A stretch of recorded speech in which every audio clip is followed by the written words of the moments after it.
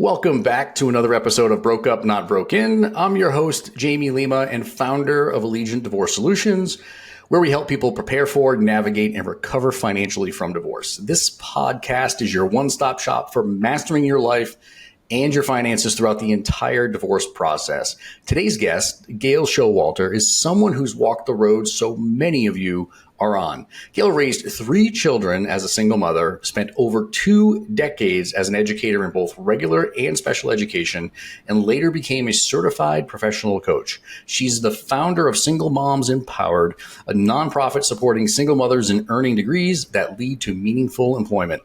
Her book, Living, Learning, and Loving, shares her story of navigating life's hardest seasons and coming out stronger. Gail brings both empathy and wisdom to the conversation, helping single moms and all women rebuilding after divorce find the confidence to own their story and take some bold, forward-moving steps. So grab a cup of coffee, your beverage of choice, buckle up, once again, get you personally and financially empowered. Gail, it's so great to have you with us here today. Glad to be here. Really glad.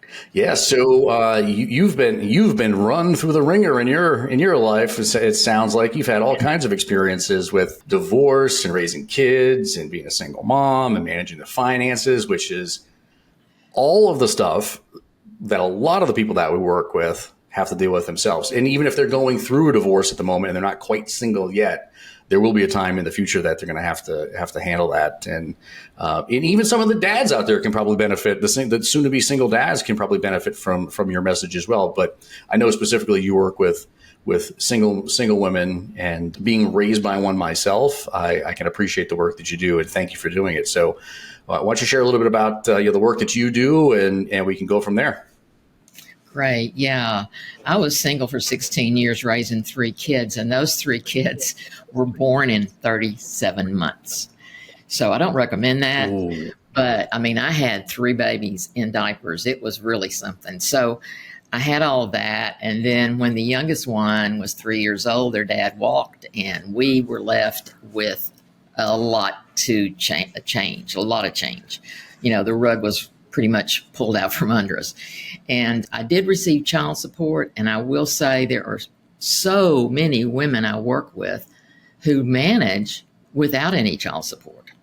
You know, let's see, 10 million single moms in the United States, 1/3 of them live in poverty. And we have a lot of missing dads. So I hope if you're a dad out there listening, you'll gain something from this conversation. One of the things I did learn a lot about was managing money. I remember I spent hours. I would sit down an old computer in those days and try to figure out, okay, I've got this much money coming once a month. I got paid once a month, and it's got to last. And that means I've got to figure out what groceries we're going to have, who's going to get shoes this month, who's going to get a coat in the fall. And I tell people all the time, the hardest 2 times financially of the year for single parents is when school starts and Christmas. And somehow I never could get through Christmas without credit cards. And that was not the best way. I have to say it wasn't the best. Ironically, that we're having this discussion because last Saturday we had our organization hosted a financial wellness workshop that was put on by a local credit union. So we can talk about that a little bit later, but I learned a lot. I wish I had learned it many years ago, though, because I really didn't do the best with all the money. But the thing was, I knew I was fortunate because I saw other moms who didn't have child support, didn't have a degree. I could teach school, not necessarily my first choice, but I could teach school, and I did get insurance that way.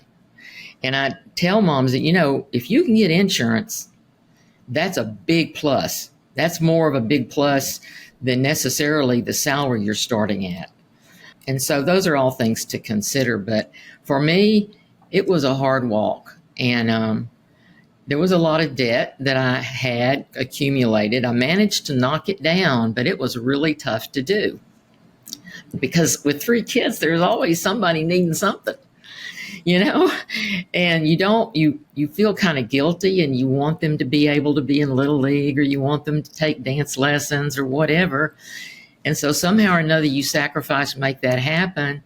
And I think what you sacrifice is saving money, is putting any money away at all. And so that's my story. And I can go on and on about the dilemmas that I see working with single moms, which I've been doing since 2007, and do a lot of things with them. And they have a lot of struggles. And, it just isn't getting better. I wish I could say it was, but it isn't getting better. Yeah. And that's where we come in a lot of times in these divorces, is trying to help people. First off, there's an educational component of it, because to your point, and we can talk a little bit about the educational, the how you got your education in this too. We can go back to that, but they just don't teach you this stuff in school, right? And they maybe if you're lucky taught you how to balance a checkbook. If you were lucky, we never got that kind of education in our schools. Let alone learning how to invest and how to pick the right insurance and all the stuff that we do as financial professionals and help our clients through. So kudos to you for, kind of taking the bull by the horns there and teaching yourself in many ways. And now, doing that work and helping others, because I think we all need such, education around this. And, a lot of, as you were kind of going through your background and your experience there, I was like having flashbacks of my own childhood and watch my mother go through a lot of the same things. And you remember, did you ever use layaway? That my mother was a big fan of layaway. We lay away the Christmas tree, and it was one of these plastic Christmas trees at Walmart. And I had to put it on layaway for Christmas. And we used I don't even know if they do that anymore. I mean, they probably want you to get their credit card and pay the interest on it if you're doing that. But I think my mother would start Christmas shopping in like July, and buy all the stuff and put it on layaway. And $10 a week, $20 a week, whatever it was, she could put towards those gifts, because you're absolutely right. Christmas and birthdays, and then if you have kids that are going in extracurriculars, yes, like baseball or even worse, hockey. Oh, forget it, because it is tough. I mean, just trying to get kids in sports and pay for, I see people struggle with it all the time. On the drill team, they get on a drill team, and oh my goodness, it's expensive. And I was teaching in the high school at the time where my daughter was getting in the drill team, and I said, you're going to have to get a babysitting job or something. I can't afford all of this. Yeah. And I even talked to the director about it. I said, it shouldn't be this expensive for a girl to be on a drill team, but it. And then nowadays they expect the parents to provide Kleenex and all these things for the classrooms. When I was growing up, that wasn't the case, but it is now. Yeah. Do you think that's one of the most impactful financial shocks that single moms face? Just the unexpected. I like those types of things, like being able to you have to pitch in now for every kid's school classroom and all these others. Do you think those are the surprises or the biggest shocks, or is there something else? Well, when school starts now, every teacher has this list. I mean, I think it's this way across the country. This list of all the supplies she wants the child to come with. And in fact, they keep the list at Walmart and places like that. You can go there and here's the list for so-and-so and what first grade at such and such school. And your child is expected to show up with all of this. Whether it's a plastic backpack that they can see through, go figure. And then it's got to be, X number of pencils and color and certain kinds of erasers and this and that and the other thing. And it's a huge impact. And that's one of the things the organization I'm in helps with. And there are a lot of churches that'll help with this sort of thing. But, it gets hard. And then depending on where you live, you're going to need coats and you're going to need certain kind of shoes that kids don't wear in the summertime necessarily. Some schools don't want them any have open-toed shoes and on and on and on. Mm-hmm. And it's a different world. But yeah, it's expensive and it does hit very hard. Now, Christmas, you can kind of adjust, but the very best thing I ever did was to join a Christmas club at the bank. And it took me years to make myself do it. But I realized every Christmas I was just going in the hole, even with simple things, even though I had a mom kind of helping me. But, In those days, you had Toys R Us. That's before they went bankrupt or whatever. And they would send out this catalog. And I would give it to my children and I would say, now, you can check off some things that you want. But I didn't get paid until the 25th of the month. But in December, the check came earlier because I was a school teacher and, they let us get paid when we got out. So I had to wait until that paycheck came on that day. And I would go to Toys R Us and stand in the line and get those things. I mean, a few things that they wanted. And, I remember to this day, and this has been a long time ago, I remember standing in that checkout line with tears streaming down my face, thinking this is not the way it's supposed to be. And yet they made it. They're grown. They have kids. They've survived, and they're doing well. But I think, like you being raised by a single mom, you learn a lot growing up that way that you might not have learned if you'd been coddled and given everything you needed. But, tough roads. Yeah. Absolutely. It's my experiences effectively shaped the entirety of my career, and I, which is mainly why I got into the work that I do. And now my own divorce, and the experiences I had going through that myself as an adult is what prompted me to get into the world of divorce financial planning that I've been doing for the last, several years. So do you feel like, looking back at the kids now, that you think, though, like, how did they leverage those experiences? Like, because it's so impactful as kids. Like, one of the things I keep hearing a lot of people talk about is this scarcity mindset. Do any of them suffer from that at all, or? I know they don't, but good. I will say I have 3 children, and I did personality training a long time ago, probably 25 years ago. So I do a lot with personalities, and all 3 of my children have drastically different personalities. So they each handled it very differently, very differently. And I tell people all the time, if you have a daughter, she needs her daddy. I mean, the pain that has been caused in that relationship is probably the worst, because he kind of detached.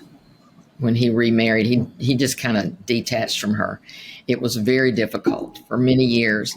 And that was most difficult situation, was the relationships there. But as far as with money, each one was very different. She's a spender. And she's had to learn, and she's 50 years old now. She's learned. Yeah. And I was so proud of her when she started using coupons and learning how she could really do that. And then, but the other 2, one of them is very, very, very good with money. Studied Dave Ramsey, did all the stuff, and, and very helpful with money. The other one has his own business. He's doing fine. But the thing is, you have to understand your child. And if I had known, that's what old people say, if I'd known then what I know now, I could have handled how they understood money better. And I did do some things. I did try to make them value that. But I told a friend one time, she was talking to me because she was a mother of my son's best friend, and they had plenty of money. And she said something to me one time. She says, I don't understand. I don't know what I need to do to get him to appreciate the value of money. And I said, well, my kids didn't appreciate it till they went to work. And they got a paycheck, and they saw the withdrawals from that paycheck, and they saw how much it took to earn $1. But that, I'm always saying to single moms, work is not a dirty word. And there's nothing wrong with enforcing the fact that your child needs to understand work, whether it's at home or on the job with someone else. But when they're on the job with someone else, they start to really appreciate it. But I'm a big believer in work. I grew up raised by Irish and Dutch people and real hardworking folks, and the work ethic was just drilled into us, And I have kids now, grandchildren as well, working, and they're appreciated because they go to work on time. They don't stay on their phones. And that's funny to me that makes them a good employee. But, they understand what it means to work. And a lot of young people that I see, and I know I'm old and I probably see things a little differently, but you got to please your employer. That's part of jobs is pleasing the employer. I just heard a story this morning from someone here at the house that some people are being fired. And I said, well, why are they being fired? Well, because they stay on their phones at work instead of getting the work done. My son's an excellent job at a big company. And he just gets furious with these people who get on their phones at work instead of doing what they're supposed to do. So, yeah, you think it would be a no-brainer. Yeah, really. You'd think it would be a no-brainer. And so let's. I want to stick with this the employment concept here for a second, because a lot of the work that you do with the Single Moms Empowered is focusing on education that ultimately leads to employment, right? Mm-hmm. So why, from your perspective, I would venture to guess, and you can tell me I'm wrong, that career focused education is incredibly important for financial independence, I would presume. And it's hard for me. So, how are you helping these clients figure that all out? Well, first of all, they come to us with the attitude that this is what I want. They know this. I'm not one of these people that thinks everybody needs to have a degree. I'm not, but I do think, because my three grown children, none of them have a degree. We couldn't afford college. There was just no way. Okay. And the boys really didn't want to go into a classroom at all. And so they didn't go to college, but they've done really, really well because of this work ethic they've got. And one of them is very gifted in mechanical things and computer things. And so he's been selected to do a lot of really amazing things.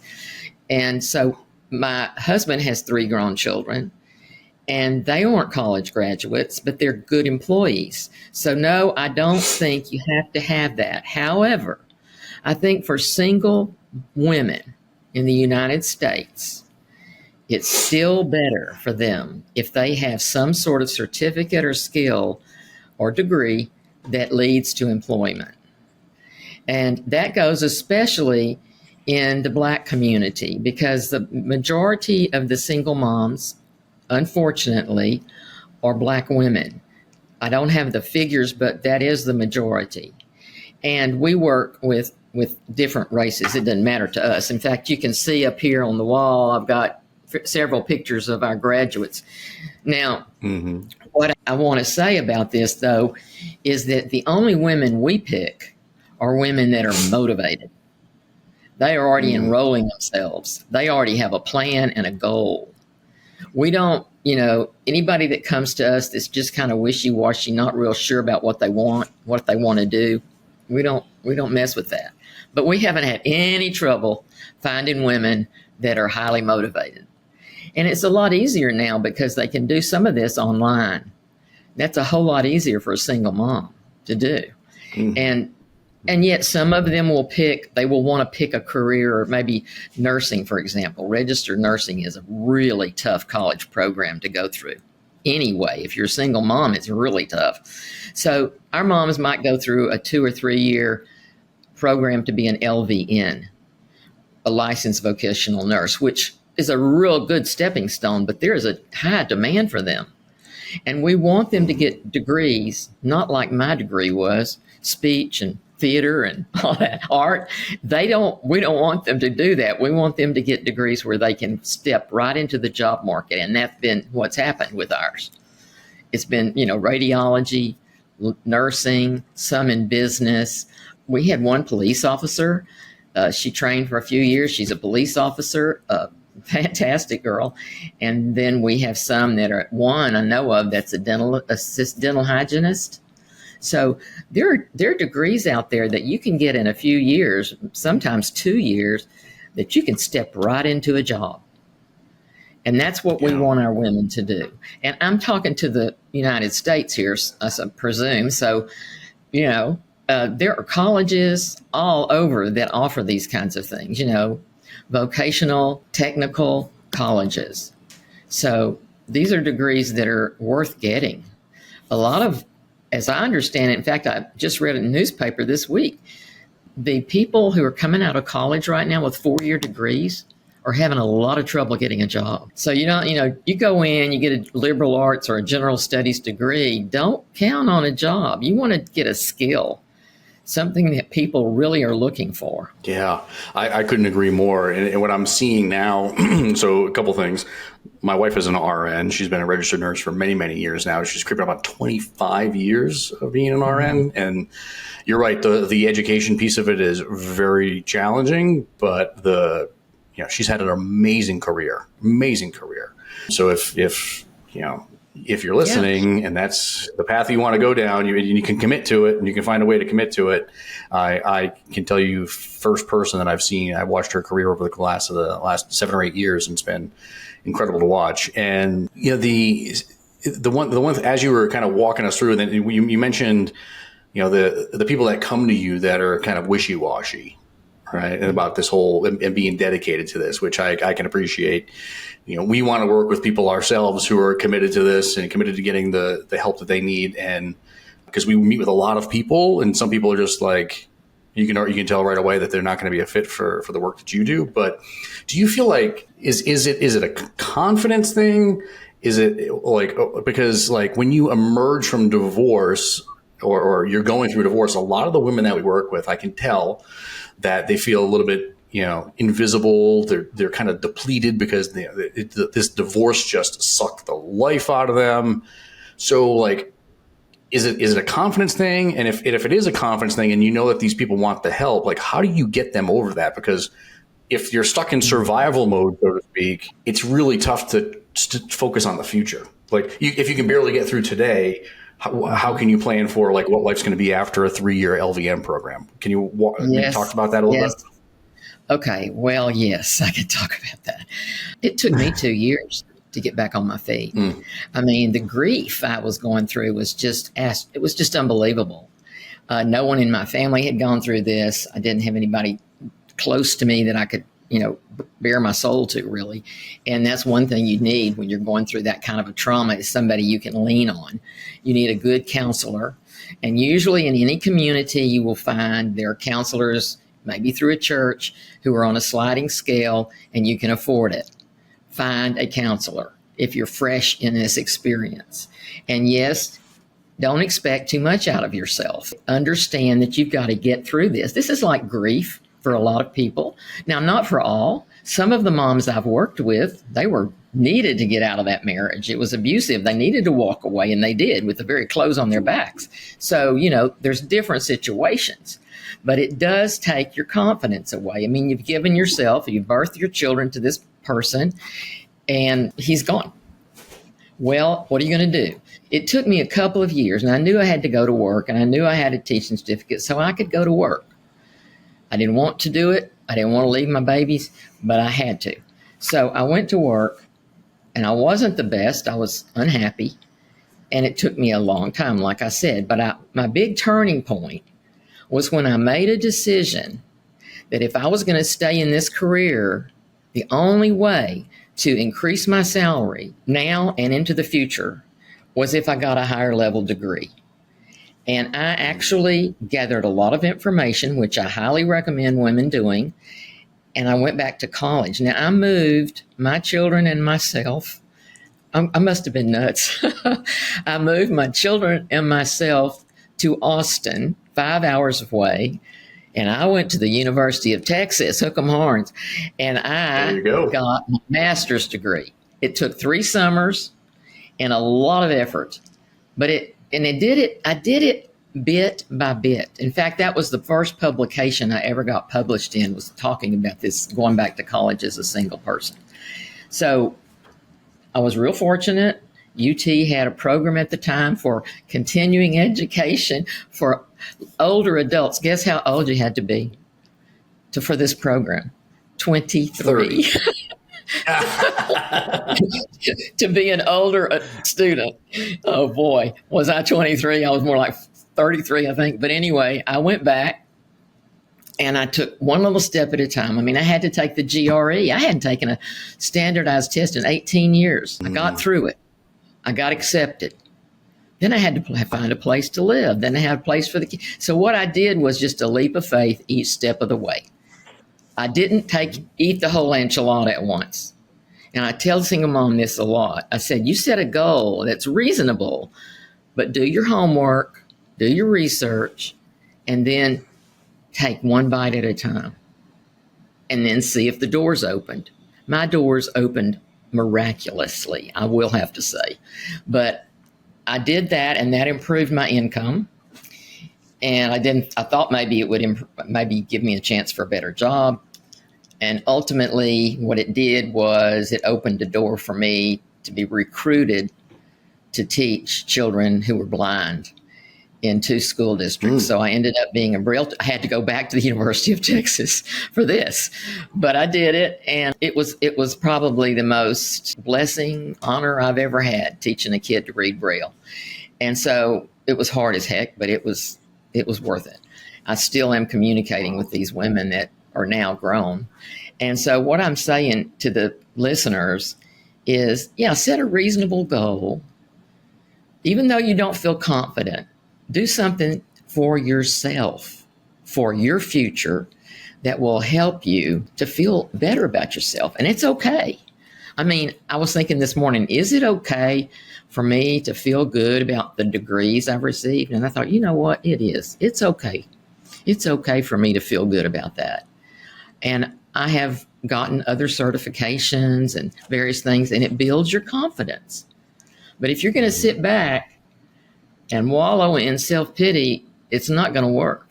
You're not going to get anywhere with that. This actually just was, you're kind of talking a little bit about this right now. One of my next questions as you were walking us through that, what came to mind was the guilt that must be associated with doing for, you have some kids at home and you have to provide for them. You're taking these leaps of faith and so on and so forth. And you've moved your family 5 hours away with basically figuring out as you go. So there's often a lot of guilt that's wrapped up in parenting, working, rebuilding, all of these things. So how were you able to let go of that? Because I'm sure that crept up a little bit.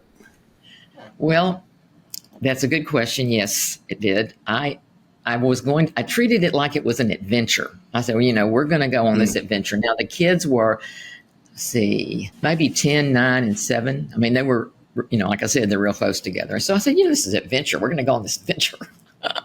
And it turned out it was a good adventure. I had a cousin living in Austin. They made sure they had fun. We went to the parks and swam and Eddie and all of that you do in Austin.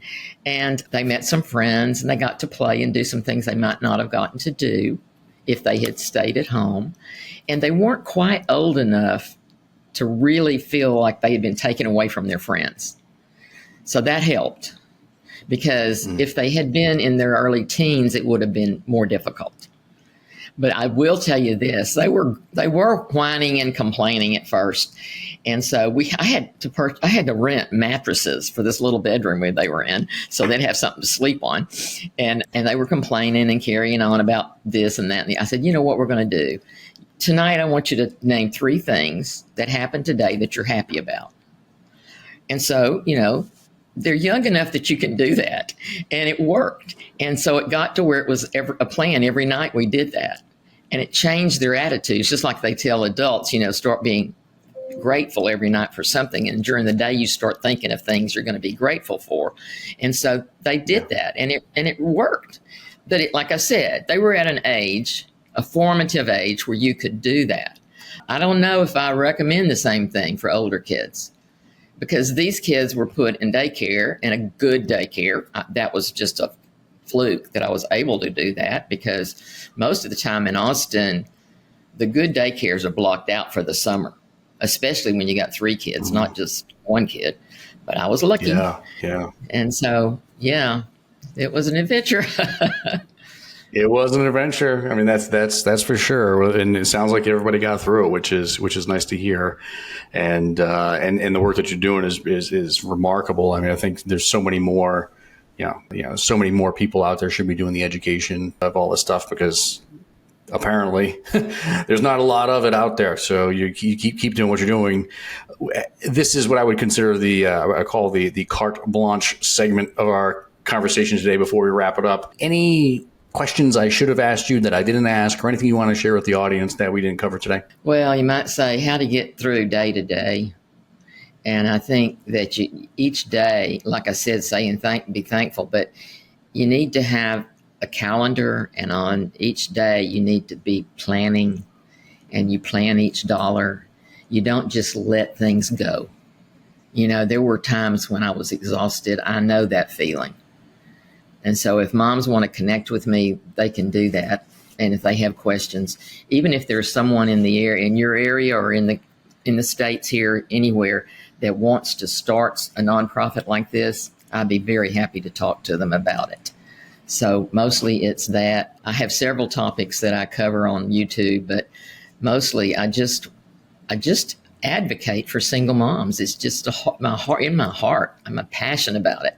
It's tough, and I'm glad you understand that as your mom went through it. Yeah. I mean, I wish we didn't have that experience, but I think it's in many ways has been a blessing to me later on in life and been able to help more people. And I think, we're just going to keep doing what we can with this type of messaging and a lot of the work we do on social media and out there with just trying to put a lot of free education out there and sharing stories like this one to let people know that, whether male or female or whatever, there are people out here that are trying to do the best that they can to support you and get you through it. Because you mentioned something earlier, and I forgot to comment on it, but you were talking about getting yourself a good therapist and a good someone to rely on and be able to share these feelings with and so on. And I say it all the time, and you've probably heard me say it in some of the previous podcasts, is that it is incredibly important to create team you as you're going through this divorce, right? Because you need your financial person, your legal person, your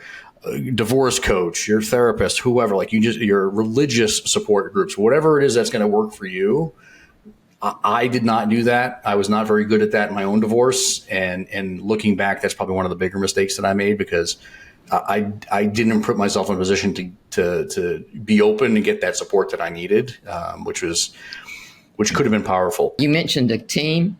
I have a group now that meets on the second Saturdays, single mom Zoom meeting, and all it is just a networking for moms to connect with people. It can be, they can live anywhere. They have questions. We have coaches on, we have social workers on. So it's free. It's just a way to do it. They can get that on my website. So love it. Thank you so much.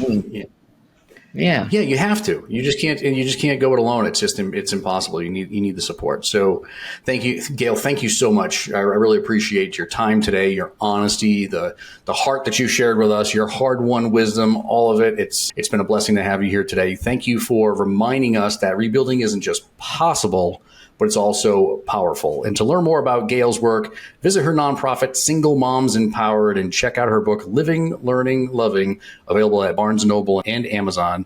You can also follow her on Facebook, Instagram, LinkedIn, YouTube, all linked in the show notes. And we'll make sure we share that second Saturday Zoom meeting that you have as well for everybody. So if they want to join you on that, they will certainly pop in and let Gail know that you found out about it here. I would love to know that we're making an impact in everybody's life. So if you're a single mom trying to get your finances in order after divorce, Allegiant Divorce Solutions is here to walk you through that process. Visit us at Allegiant DS for financial clarity and support. Please subscribe to Broke Up Not Broken for more stories that will help you find strength in your next chapter. Until next time, everybody.